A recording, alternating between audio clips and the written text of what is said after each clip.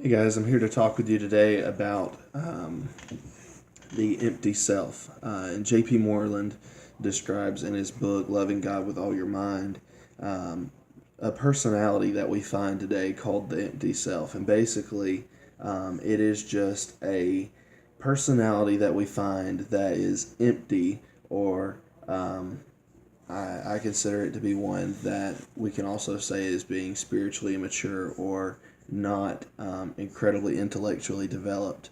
Um, and so in J.P. Moreland's book, he talks about how society has produced this empty self in a few different ways.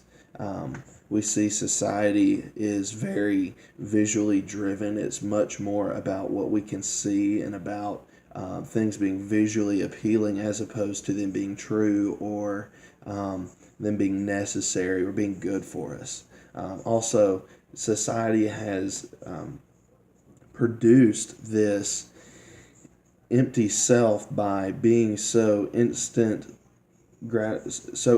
gratifying, and the need of wanting things and wanting them now, and that not being patient and waiting for things, but whatever can satisfy me now is what I want. Not waiting for what the Lord has for us, or not waiting for what is better, but just getting what we can get right now. It's very consumer based about what benefits me the most, what's going to help me the most.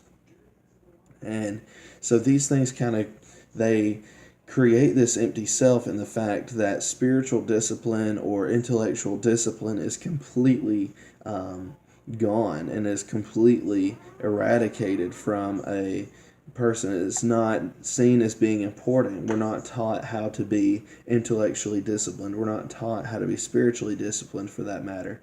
And so what happens is we have Christians and we have people around us that they're I like to say, they're miles wide and inches deep, that there's no depth there. They've never studied for themselves certain aspects of the Bible. They've never taken the time to study a field of science all the way out, or whatever the case may be. And so they're just not very well rounded as individuals. And J.P. Moreland refers to this as being a terrible issue to the mission of the church, in the sense that the empty self is very passive, and it is very immature and all these different things. And so the empty self doesn't see the need to go out and evangelize. It doesn't see the need to go and to tell others about Christ. It doesn't see the necessity of all these things. And more importantly, because they're passive and because they're immature and all these things, a Christian that is an empty self is going to see these necessary duties of fulfilling the Christian mission as being someone else's duty, or as well, that's just the pastor's job. But we know, those of us that have studied the Bible and that have strived to not be an empty self, we see that, okay, this is my responsibility. I need to be proactive in these things.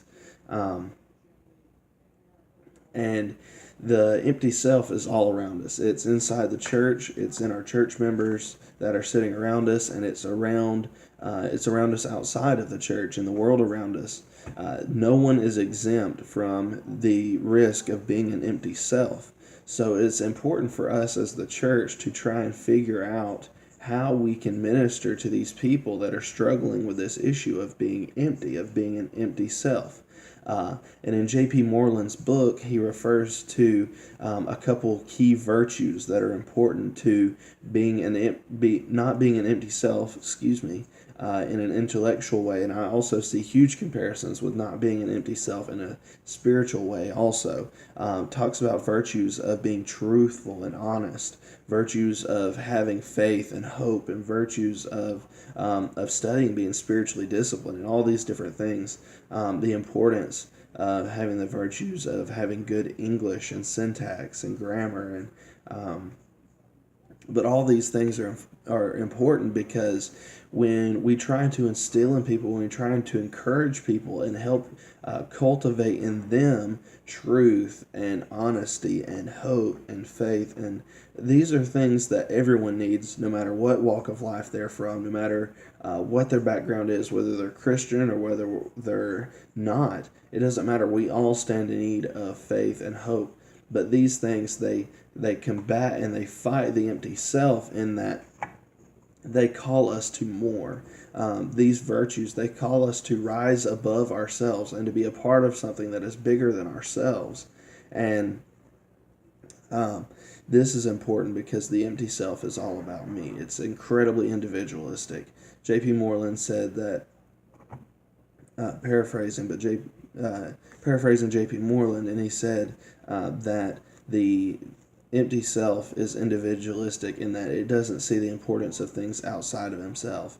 That it's all about what satisfies me, it's all about what's best for me, and doesn't think about others. And so, how often we see this in not just our churches, but everywhere.